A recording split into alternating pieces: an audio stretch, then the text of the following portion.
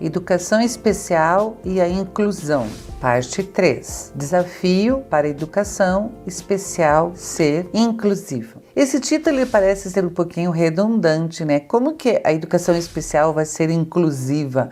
O que é uma escola inclusiva? O que é escola especial? E essa relação, algumas pessoas às vezes confundem. Então, como nós já vimos, a nossa Constituição delibera que a democracia, e a democracia seria que todos tivessem iguais condições. Isso tem uma conotação inclusiva. E a educação especial é inclusiva, porém elas não são a mesma coisa. A escola regular, ela seria um âmbito maior, onde todos os alunos estariam. Dentro dessa escola, nós temos essa visão de educação inclusiva, na qual são incluídos os diferentes alunos, sejam eles quais forem, e dentro da educação inclusiva nós temos a educação especial. Talvez a pergunta fosse assim, mas quem que é da educação inclusiva que não é da educação especial? Os problemas em relação ao gênero dos alunos, os indígenas, as pessoas que moram na região urbana e na região rural, enfim, as outras diferenças que não são as contempladas pela educação especial. Essa visão é bem interessante a gente ter. E da mesma forma, a escola regular é inclusiva. Ela atende uma heterogeneidade incalculável do aluno, pois recebe a diversidade existente na sociedade em que está inserida. Não podemos, no entanto, confundir a inclusão com interação. Incluir e integrar fazem parte do mesmo processo, porém, não são iguais. Aqui tem uma outra diferença interessante. O que é incluir e o que é interagir? Incluir é colocar dentro, interagir é fazer relações. As duas são importantes, mas elas não querem dizer a mesma coisa. Assim como incluir e educação especial também não querem dizer a mesma coisa. Mas e daí? E daí que nós temos a seguinte relação. A inclusão considera a independência da pessoa, isto é, o poder de tomar decisões sem interferências. A ideia de incluir é dar para os alunos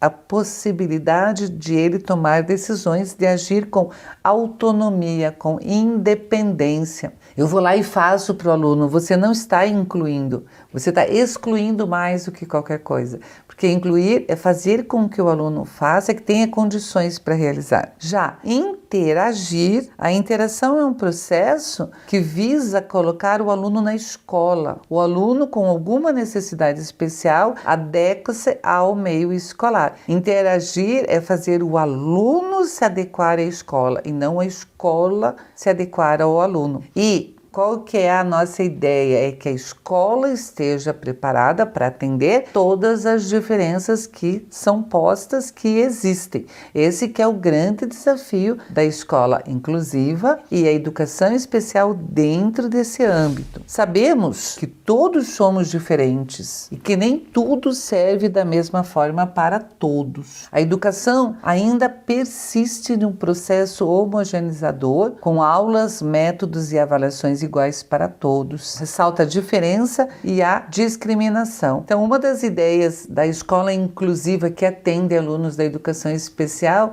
é repensar os seus processos. Nós não queremos que saiam alunos todos iguais, porque não entram pessoas iguais e essa não é a ideia da escola. Nós queremos sim que os alunos, que os nossos diferentes alunos tenham acesso aos diferentes saberes e que possam ter domínio sobre ele dentro das suas diferenças, nem das suas possibilidades, das suas diferenças.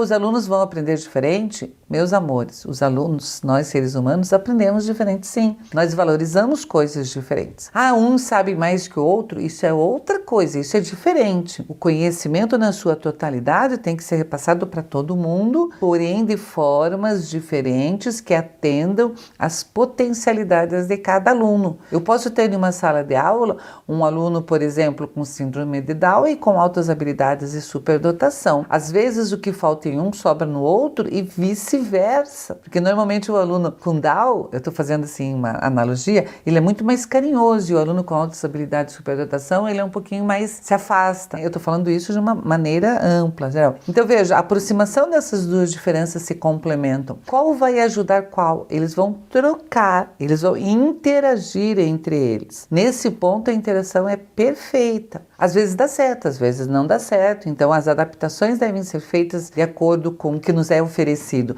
Agora, o que a gente não pode pensar é que todos vão sair iguais. Daí eu faço a mesma prova igual para todo mundo. Daí eu tenho uma escala de avaliação, de nota, de média igual para todo mundo. E essa não é realmente a inclusão. Eu dou aula do mesmo jeito sempre para todo mundo igual. Ou eu repito conhecimento. O aluno não entendeu a aula, eu repito a minha aula exatamente igual eu fiz 10 vezes. Adianta? Não vai adiantar. Então, se eu falo uma vez, não entende, na outra eu vou desenhar, na outra eu vou pedir para que eles busquem, na outra eu vou explicar de trás para frente. Então, eu como professora, como dominadora daquele conhecimento, eu preciso ter domínio sobre ele, só consigo dar aquilo que eu tenho, então eu tenho que conhecer. Eu vou fazer as adaptações necessárias para que todos entendam ou cheguem muito próximo do que a gente quer. A ideia é que somos diferentes e devemos continuar assim. Nossos potenciais é que devem ser estimulados, pois uma sociedade inclusiva é aquela que valoriza a diversidade humana e amplia-se compostas por diferentes pessoas. E agora eu vou trazer uma lembrança que me veio da época que eu fiz meu curso de graduação em 1900 e lá vai bolinha. Eu lembro que minha professora de Biologia da Educação, ela falou assim, e isso tem muito a ver com o que nós estamos discutindo hoje. Ela falou assim, se todas as espécies fossem iguais, isso não as preservaria, porque uma doença que afetasse a uma afetaria a todos. As nossas diferenças fazem que a gente se proteja. Ela falou, obviamente, em termos biológicos, que se nós somos diferentes e tem uma bactéria, tem uma doença, alguma coisa que atinja um grupo, não vai atingir a todos e assim a gente vai continuar. Então pensem, culturalmente é a mesma coisa. Se todo mundo gostasse da mesma música, se todo mundo lesse os mesmos livros, se todo mundo quisesse a mesma profissão, algumas delas morreriam, seriam desvalorizadas. E isso não é verdade. Olha que pensamento legal, que ideia legal para a gente ficar assim refletindo e analisando e construindo saberes em cima, ou discordando até. Qual é a riqueza que nós seres humanos temos? Que somos diferentes. Então a gente tem que aprender a respeitar o diferente no outro, né? Não querer que o outro seja igual a mim para ser bom. Olha que pretensão, né? Os bons torcem para o meu time. Peraí, isso é pretensioso, que é uma característica humana também. Vamos repensar essa relação e esse processo.